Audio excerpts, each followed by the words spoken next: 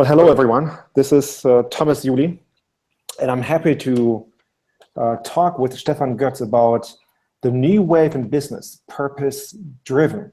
And Stefan, he is a change leader to business leaders who create next-generation businesses. So it's really he's working on what we will be talking about today. So Stefan, welcome. Yeah, welcome Thomas, and welcome back here. Feel privileged to be here online with you guys. Stefan, let's dive right into our topic. You're talking about a new wave in business, purpose-driven business. What do you mean by this? Well, Thomas, what I truly mean by this is that I sense that our business currently is at a crossroad. And either we fail with the old paradigm that we are using and applying, or we really step up to a quantum leap to a new way of addressing our business issues. And this is what I call the next wave in business. Okay, but you're talking about a new purpose in business? I mean, we already have a purpose in the business, don't we? Yeah, absolutely. I mean, classic term is that we kind of interchange purpose with vision. Like people say, yeah, we are in this market for this reason. Let's make an example, like the automotive industry, like BMW would say, you know, our purpose is to build the best premium cars in the world, and we want to become a world leader in this segment. But what I mean by purpose is totally different. It's actually the answer to the basic question, why am I here and what is my work? So it really comes from a different setup. So are you saying that the existing paradigm we were following in business, which has served us quite well, over the last 100 years, is out of date? I mean, why should we change it now? What's so different today? Yeah, actually, I believe it is not a question if there is a new wave, a new paradigm. It's more the question if we accept the new strategic surroundings that we live in. We call this word the VUCA world, which is kind of the abbreviation for a world that is unpredictable. And in this unpredictable world is coming also from the circular economy. It's kind of a waste of time and money to continue in linear terms to kind of think you can predict and control the future, which you can't. I mean, we have so many examples. I'm sure we talk about those later on in our discussion. But just think back a couple of years, we had this Fukushima happening, and in the German industry, in the energy providing industry, we had 4 main players, and they all based their business model on nuclear power. And if you remember the German Chancellor Merkel, she would just change her mind overnight 180 degrees and basically ripped off the base for the business model of these power plants. And now they all are in big trouble. It was just one thing happening, and this changed entirely their survival mode kind of thing. So we are living, I think, in a world, just to call some of the main subjects. We're living in a world that is not predictable any longer. We're living in a world where your former competitor might not be your future competitor. We live in a world of political, dramatic change. Just think about what's happening in the US. All things that we could not predict. So now is the time to find a different approach to address this very complex, unpredictable arena. So, okay, I understand. I mean, yes, we do face a number of challenges, and no doubt. And you're saying that this new purpose will answer all of these questions? Well, I don't know if it will answer all of these questions, but certainly what it would address is how do you react to an environment, to a system that is unpredictable? You either go for more control. This is what most companies that I work with, that I know, try to achieve. They implement even more control, more budgeting, more milestones, more reports to kind of cope with the complex world. But really, they can't really do more than do more control. If you control more, it's not going to get better. You just put more pressure into the system, and people will go by fear. Once people go by fear, certainly what you need to have, like an innovation rate,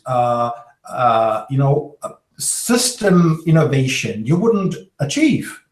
So what I'm saying is, you would need to come up with something that has a very profound and stable compass, a stable direction, that gives you a stable direction. And in our human development, what we found is that the purpose, the individual purpose, will give you such a compass that is very strong, that is very powerful. That's something that you even don't want to control, because as a leader, you would just help everyone unfold the answer to the question, why am I here, what is my work? Because this would give you all the potential to let the emerging future come towards you, and then make the best out of it. Well, what you're saying, I like this, when you say purpose is truly answering the question, who am I? What is my work? Okay, this is from the individual perspective, but say, if I'm running my own business with, I don't know, a couple of hundred people working for me, should I ask the same question, who am I? I mean, I'm running a business, that's me. Well, if you haven't really understood what business is around people and relationship. That's it. Strategies are not built by robots, and processes and aren't designed by robots. This is all about people. So this century, this 21st century, is all about unfolding the human potential in business.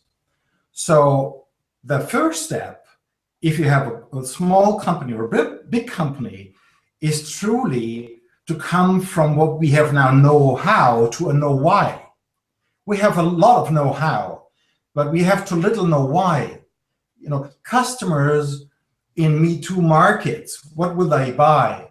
When you are under price pressure, shrinking margins, people have comparable products and services.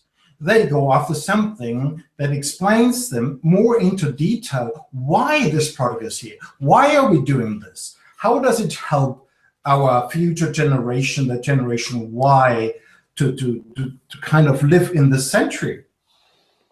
Mm-hmm. I mean, it's like you said, business is all about people. Again, if I were running a big company, and people, somebody says, well, it's all about people. I say, well, I have to look at the bottom line. I have to make a profit and have all these shareholder interests. I have to satisfy. Yes, it's about people, but most of all, I have to satisfy my shareholders. What would you reply? I fully agree. I'm not against profit, but profit is not at the start of business. Profit is the natural outcome of business. So what I'm saying is, if we concentrate more on the know-why, why are we here in this market? What are we good for? What kind of problems do we really solve? So from this purpose that is coming from an individual purpose and then gets connected to the purpose of the team, coming from this purpose, it will be good for the planet, it will be good for the people, and good for the profit.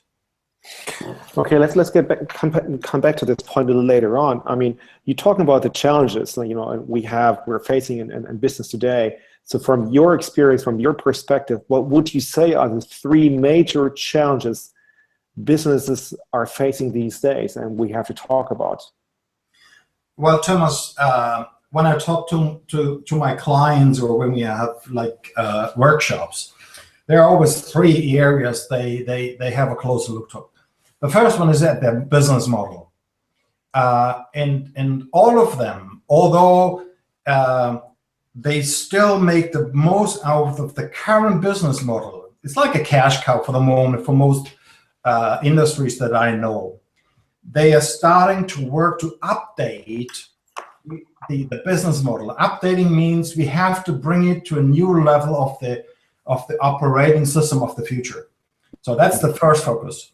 So the second focus, it's all about human potential development. It's less about human resources. It's less about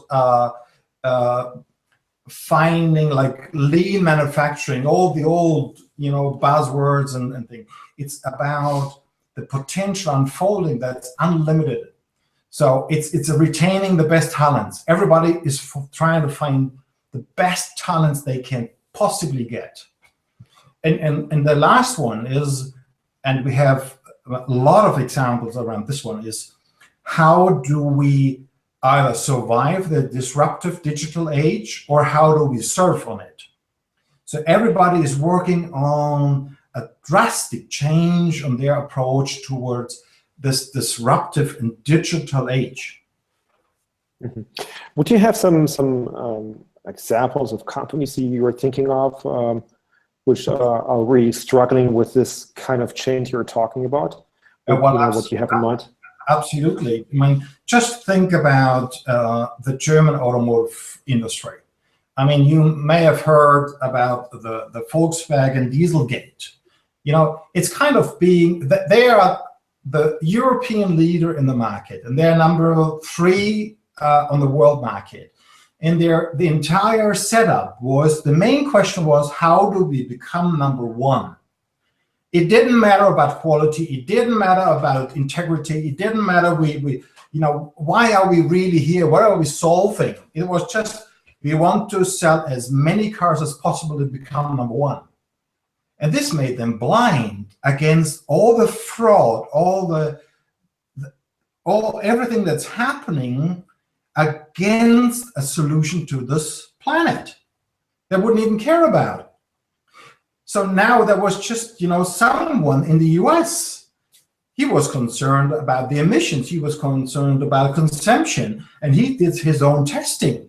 And then all of a sudden, now Volkswagen is almost at the edge of kind of, I wouldn't say bankruptcy, but, they're facing some really dramatic times. Or take a little Californian company that is kind of that was built by an internet pioneer, by Elon Musk, Tesla. This car company was built 2003, and his idea wasn't how do we become the fastest car company or whatever. His idea was, how do we create sustainable mobility? Now, he wouldn't try to build better combustion engines that use less emissions, less fuel. He would come up with a total different approach, actually coming from notebooks. He said, why don't we use the batteries of a notebook to kind of drive a car? And actually what he built wasn't a car, it was a software with 4 wheels. Mm-hmm. And now everybody thought, well, electric cars, that is just ugly and it's slow and it's not really interesting for anyone. And he said, well, I don't follow this line of thinking. To me, that is a quantum leap. It's a disruptive quantum leap. And everyone thought, yeah, a little company in California. But now he proved right about his approach.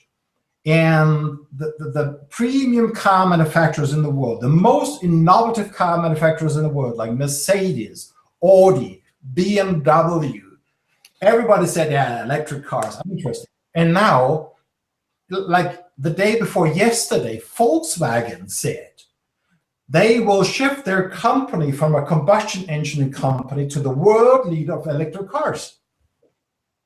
Can you see? It's a little spark. It's like the Disruptive Innovation Festival is giving a little spark that can create a massive change. And if you don't see it, if you just do like benchmarking, benchmark, people believe if we watch our competitors, well, benchmarking gets you only as good as your competitor. But this is not the arena where we're playing at this stage, at this next wave. So this is what I think we're addressing now. These are the examples, and we can continue like in the mobile phones. Can you remember? It was like 7, 8 years ago. I had a little mobile phone, a very small display, but I could use the phone for about a week's on battery for phoning. It used to be the world leader. Actually, we ran out and said, yeah, we have to go like this company did. Now, just 5 years later, this company is almost bankrupt, and we called it Nokia because they didn't want to see it coming. There was just a guy producing MacBooks and stuff, never thought about a phone. But then he said, well, why can't we have something that's a little bit smarter, a real smartphone? And now Nokia has just disappeared. It's very interesting. So you're saying quick fixes will not do the trick anymore to our challenges of today. Yeah, we have, this is the crossroad, Thomas. We either stay with our operating system and we use the cash cow, and we all know from cash cows, sooner or later, they'll be gone. They'll be poor dogs. Or in these times, we start to come up with an upgrade of our operating system. And the upgrade would mean that we have the chances of this entire change that is surrounding us to come up with a more profound, more powerful answer to the pressing questions of this planet. Makes sense.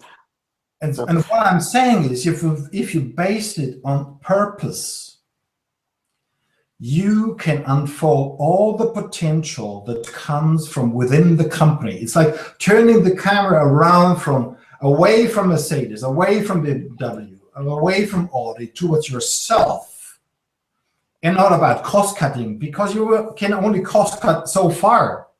But potential is unlimited. And people, once they are really seen and once they are really asked for what is their contribution, they show up entirely with a new power, with a new purpose, with a new reason being here. It's like, when the wind is really strong on the sea, you need people that have a reason being there. But if it's just the money or fulfilling a KPI, that won't be the driver to really create something innovative. That's what I'm saying. This is what we're looking for. I'm not stating we all have to go for a green company, a cozy company, everybody's happy, and we all feel great in the team, and we love each other. I mean, that's great. But if you forget about why we're here, that's not good enough. No, that certainly makes sense. I mean, what would you say then, if nothing changes, if we continue business as usual, where would we end up? What would be the consequences if there were no change? If we don't accept that change is happening around us, that basically there are two options. If you may be in a niche or in an area that has some sort of some extra time, say, to change, and then you can go the slow way if you're lucky. But if you aren't lucky, and in most business areas, industries, as we are fully interconnected on a global scale, it is more or less that people will get crushed. That's, again, I mean, sorry that I'm using automotive industry, but I think that's what everybody can really think of. It's quite tangible. Now, if you really focus continuously, yeah, we build combustion engines because we know how to build them and they sound great and people are used to it and blah, blah, blah. But if you think 20 years from now, electric cars may be mainstream, what happens to all these OEM suppliers for the engine, for the powertrain? They be gone. So if they don't take the chances now where they are in a cash cow position, people still buy these cars. If they don't take the chances of the wave, to surf on the wave and think about this very focused question, what is our purpose? They will experience a similar outcome as Nokia. So what you're saying with a purpose-driven business, which is really focusing on the human being, when it starts with the why rather than the what. Let's say 20 or 30 years from now, let's look into the future. We have, let's say, an ideal scenario. What would a day in your life look like? How will it be different? Maybe you can give us some pictures we can think of, or you are thinking of. Well, actually, my days wouldn't look so much different as they look right now. And I can tell you that I'm busy as everyone else, but I am busy for a different reason. I'm not busy to fulfill someone's targets that are meaningless. My days are really about what we call sense and respond to the emerging future. So I train myself, I grow my awareness, my consciousness about this question: who I am and what is my work. So where is my contribution? And it's the everyday's listening and sensing and responding that is different. So I don't work about predict and control. I don't have a business plan like, say, in my company for 2017, I want to reach X million on revenue with these partners and so on. I spend more time on my relationships with my partners and on sensing and responding to what is and to what our highest future potential shows up. So my questions always turns around on unfolding more of your individual potential. So I have targets. I have like a vision. I have outcomes. It's not just like playing around for nothing, but they are linked to a different question. Mm-hmm. And this world, will everyone benefit from it? I mean, what about those people who definitely don't want to change, and even in 10 or 20 years they're not willing to change? What can we do about them? Well, I think as leaders we have kind of a responsibility in this world, and our responsibility is not to judge those who are in fear about the change. But to help them. Leadership is actually listening and responding to a call for help, right?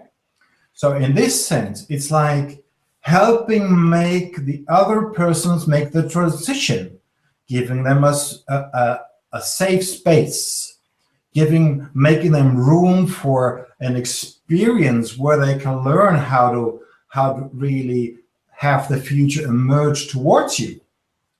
So I guess there will be more leadership, there will be more answering these calls for help. People will be more aware around this, more conscious as they develop, as they focus on purpose. Okay, so in other words, there will not be any losers in the future? Well, who could be the losers? Yeah, I don't like the term losers actually, but because it comes out of our old world. In our old world, it is run on winners and losers, right? But in the old world, if you are winning, like many industries, or the West is winning right now over our Africa or any other country, that's underdeveloped or developing. One thing we need to know: if you win now, you will have to pay the price for the so-called losers. So the change, the next wave, is all around changing this belief, because the belief is born in scarcity. It's not enough for everyone. And that isn't just true. Potential is never discrete. It's just, there is potential, no potential. Potential is everywhere. So the future is much more about like a complementary way of operating, much more about cooperating, about co-creation, where everybody gives his best of his purpose. So I think this would be the image that I kind of have for the future.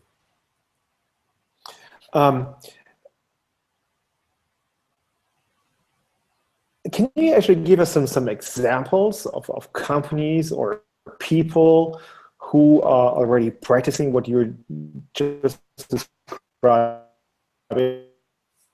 Yeah, absolutely. There are many cases out there. One is a Dutch company. It's actually a home care company called Götz. You may have heard about this company. It was actually founded in 2007 by Jos de Blok, who was a nurse, a neighbor nurse, and at the time, really, the way they would operate is like that the traditional paradigm of cutting costs, of optimizing processes would even be applied to the service industry, to nursing. So how would the world look like? Well, you as a nurse would get a plan for the next day from somewhere in the headquarters, some planning officer, and you would have the plan like 8 in the morning. You should be at this lady's place and give her a shot, right? And they would plan it. It takes you 4 minutes to be at this place, so 8:04. Then once you go through the door, there's a barcode that you have to cross, so people know exactly where you gain or where you lose any time on the way, so they can kind of optimize the plan. Then now you go to the lady and you just go in and say, I'm here just to give you your shot. And then the lady would say, well, actually it's more complicated than this, because I haven't said, no, I don't have any time, because at 8:12 I need to go to another lady, and you would give it just a shot. And this would, we have taken the old paradigm to this industry and totally forgetting about, it's not about cutting costs. It is about making the people more autonomous, more self-autonomous, in their environment. So now the Götz nurses, they would actually go into this house and they would sit down with the lady and have a coffee. Now you say, well, it's easy if you spend time with people, that is more fun. It's great, but we can't pay for that. Yes, but Ernst & Young in a report found that from the prescription of the doctors, the Götz organization only uses 40% of the time, because the time they are spent is around questions to make them more independent, to make them more autonomous. They would ask question, what is your relationship to the neighbor? Do you know them? They could help you kind of, do whatever you needed. What is your relationship to your family? Can we kind of get more support from them? So this is actually saving millions to the Dutch parliament, to the Dutch people. So we have all forgotten that from a business point, you can only cut costs so far. Potential is unlimited. And potential is what people really love. Götz went from 4 nurses in 2007 to 9,000 nurses in 2014, because it's driven by purpose. As I said, it's driven because we want to make the old people more autonomous, have a rich life. The purpose was not like saying we want to have the most cost-effective system to healthcare of elderly people, which is a totally different approach. So it's driven by purpose. It's good for the people. It's good for the planet, and it's good for profit. Well, I really like this, and this is a very inspiring example. On the other side, like, I mean, it can be inspiring and frustrating at the same time. Say, for example, if I were a manager somewhere, middle management, and I have all these, these milestones I have to meet. I don't really have time. I have my objectives, the daily and weekly objectives, because I want to get my bonus. I'm very well aware that things have to change. And I start thinking about purpose, but I'm still stuck, in this hamster wheel, and I have no idea how to get out there. What kind of advice can you offer to this individual who is aware of necessary changes, but is, kind of like overwhelmed by all the changes around him, and also maybe also the barriers around him, the obstacles? What can that person do? Yeah, absolutely. This is actually the main question I always get from clients. Stefan, we would like to change, but we don't know where to start, and it takes a lot of energy and time. We don't have that time, so we even don't start. So what I'm saying, it's not digital. It's not like not starting or starting. It is like everywhere, start with something small, but consistently apply. It's like, when you go on a ship and you have a target, like, and when you change course on the first day for 3 degrees, yeah, then on the long run, if you keep on applying this course, you would end up at a total different place. So my advice would be, start with something small. And the best start that I know is with your listening skills. You will have meetings, so you will have to use the time to meet people. So you might just as well use that time in a different approach. So and we kind of compare 4 different levels of listening. The first one is just listening, which is called downloading, which is you listen to what you already know. So you have a meeting and you just tuned into kind of confirming your personal data. Mm-hmm. That's the first. That's the most common meeting I know in business. So you spend time actually for very little outcome, because if you know it before, you don't need to join the meeting. So the second level is actually about disconfirming your beliefs. So it is that you actually look for, what does the other person think differently about this topic? Because this can widen your space for solution. So sit down, follow the discussion, and have your senses open to kind of disconfirm your data, which gives you more space. The third one, which is an even higher, more potential approach, is that you would step into the shoes of the other person, which is an emotional lever to listening. It's like to finding out, why is this person going this way or that way? And this would actually require that you listen from your head, but also from your heart. This would mean that you give this person a place where you want to listen to this person, where you want to know his perspective, where you kind of walk in his shoes. And the last level of listening, what we call, is like generative dialogue. This is actually where you are fully present in a meeting, fully open, and not just downloading to what you know, not disconfirming data, not just having an emotional relationship with this person, but where you accept that something new is about to happen. It's neither your approach nor the approach of someone else, but it's the space in between. It's in this moment, maybe even of stillness, where you don't have the answers, where you get connected to the highest future potential. And this is where we need kind of pull back our egos, So message for everyone out there. So there's an advantage. If you pull back your ego and let the future emerge towards you, you may get something as a new way that you have never dreamt before. That's interesting. So That's these cool. 4 levels I would address, and actually I thought about it.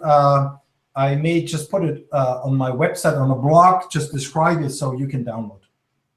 Well, that's great. Talking about your website, very brief.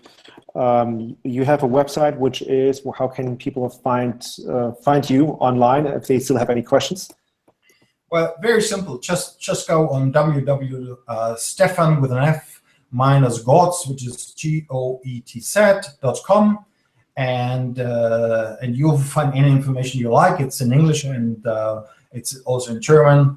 And if there's something you don't get an answer for, just use the contact area, and I will get back to you.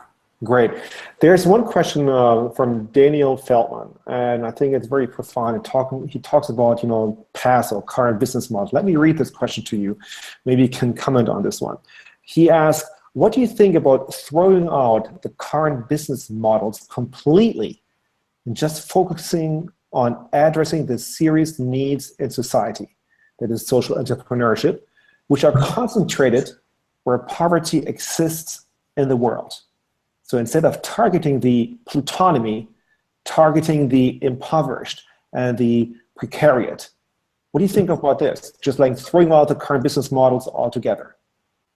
What is the name of the person again, you said? Daniel Feldman. Daniel, just to answer this question straight away, I would love to just go this direction entirely. But what I learned from the last couple of years is it is so hard for people to make this bridge, this jump from one level to another straight away. There are only a few people out there right now, like us change leaders on the diff, right? Who are capable of doing so. So if you're one of these leaders, please go this way, go direct. And for all the other ones that are still mainstream, we have to build this bridge, and we have to connect to the place of where they are and go step by step, because the greatest barrier is the fear of change. And we have to address this fear of change. So if you are true change leaders, it means that we do not judge the current system. And by not judging this, we can connect to the people. They will feel they are okay. And once they feel connected, we can take them by the hands and go step to step to the vision. So this would be my advice.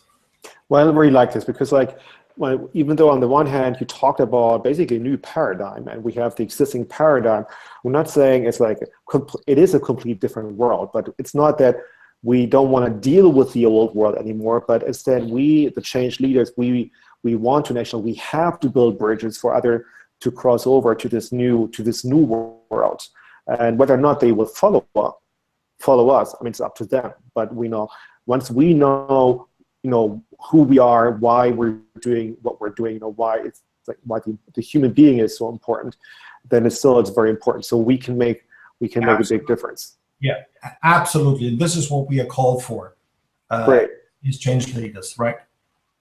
Great. Well, time is almost up, Stefan. I really want to thank you for sharing your insights about the new wave in business, purpose-driven.